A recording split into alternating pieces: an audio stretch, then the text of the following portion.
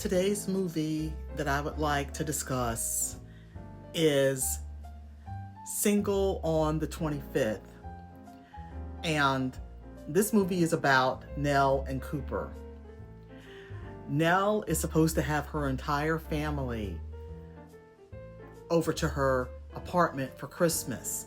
And she's made all of these plans for them to do when they get there.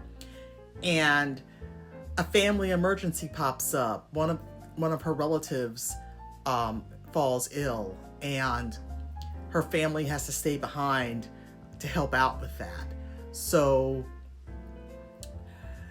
she's thinking about canceling all the plans that she's made and making a trip back to where her family is so that she could spend Christmas with them, since they can't come to her.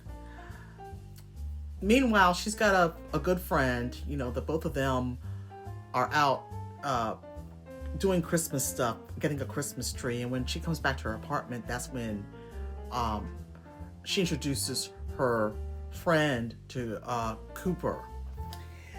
Now, I thought it was kind of awkward when Cooper encounters them in the hallway with the Christmas tree, Nell and her friend, because they're struggling with this tree, and he's standing there asking her, what her plans are for Christmas and stuff. It was just kind of weird, because it seems like he would have stopped to assist them, ask them, can I help you with the tree, to take it in, because it looked like they were struggling. And the awkwardness between them was weird. I don't know why. I just felt that when she first introduces him to her friend, because he is her next door neighbor, Cooper is her next door neighbor, so they know each other. There's a weird awkwardness to them, and I don't know if that was Hallmark's way of displaying, they like each other type of thing. I don't know. But when Nell gets locked out of her apartment by accident, so she doesn't have her keys, and she's just ordered Chinese food. She can't get into her apartment. She has to wait for the superintendent to come and help her. So she goes over to Cooper's so that she could call the superintendent. And after she's called them, they end up eating the food together, and that's when they start connecting. And he discourages her from going to her parents' house for Christmas. I had a hot flash, so I had to turn the fan on. Anyway, he encourages her to just stay in the area for Christmas, because she's made all of these plans for things to do, and instead of canceling them, just do them. So that's what she does. She ends up doing a lot of the things that she would have done with her family. She does them alone. And Cooper is kind of along with her for some of these things. They kind of connect. He needs somebody to help him plan his office Christmas party, and she helps him do that because she has expertise in planning that sort of thing. And throughout the movie, you see her doing different things, like going on a carriage ride by herself. She even goes and takes a Christmas portrait alone, but Cooper ends up showing up at the photographer so he could get his picture taken as well. And they go to a restaurant for dinner for one scene, and it was kind of weird how he set it up so that he talked to the waitress at the restaurant and arranged for them to still be able to talk to each other, but at separate tables. And he was supposed to be giving her lessons on how to be alone at Christmas time, because he is alone as well. So both of them had this goal about navigating being alone at Christmas time, but they're navigating it together.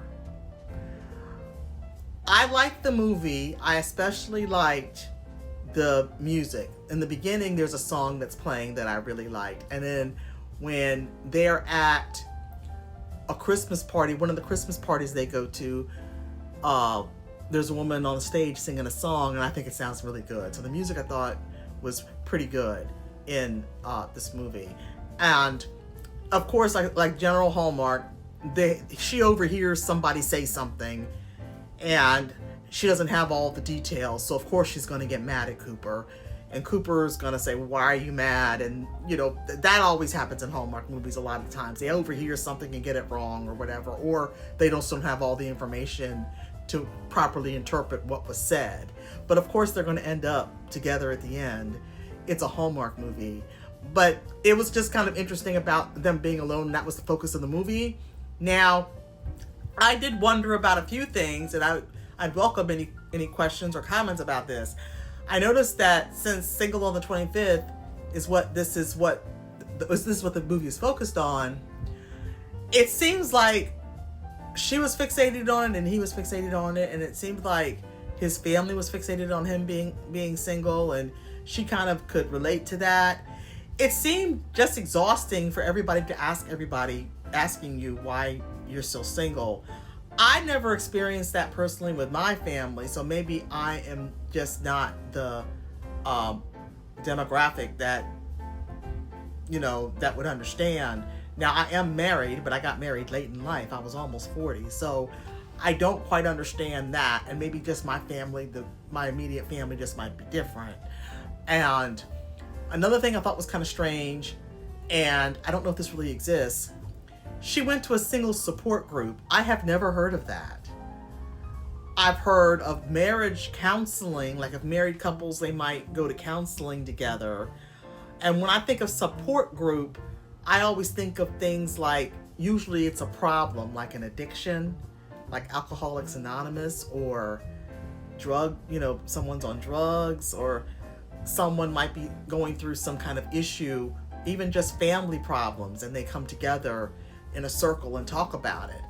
I never seen that for single. The only experience I've had back when I was single with any group coming together was through the church, and it was called the Singles Ministry. But I don't remember us talking about being single. We would get together and do things like picnics, and we would do outings.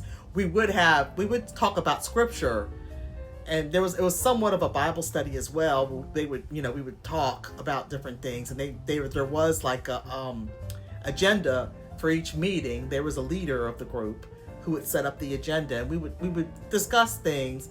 But I just don't really remember it being like a single support group, because most of the people were women anyway. There was a small group. It might have been 12, 15 people. All of them were women. There was 2 men. One of them was divorced. So, again, I had just never heard of that. So I would be interested to know your opinion on Single on the 25th, the Hallmark movie. And on that note, check out my Christmas romance book bundle. They're Hallmark style romances, so if you like watching Hallmark Christmas movies or Hallmark movies in general, then you will love my book bundle. I'm going to talk about Loving Luke.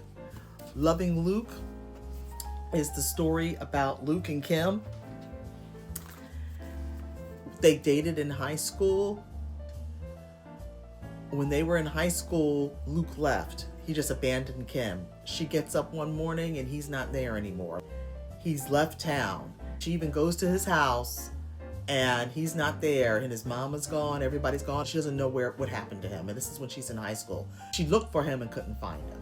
So, fast forward 8 years. Both of them are older and more mature, and he comes storming into her bakery to talk to her about something important. And she's shocked because she hasn't seen him for 8 years. So, you need to find out why he left, and you also find out that he has a daughter as well. He's got an 8-year-old child. So check out Loving Luke. If you want to know why Luke left, then you need to read the story. You need to read Loving Luke. All of the books are wonderful, and you can get them for one low price. And I gift wrap them for you as well. You should order a few sets. You can give them as gifts to friends and family members who love Hallmark movies, or friends and family members who just like to read a good, old-fashioned, heartwarming, wholesome romance story.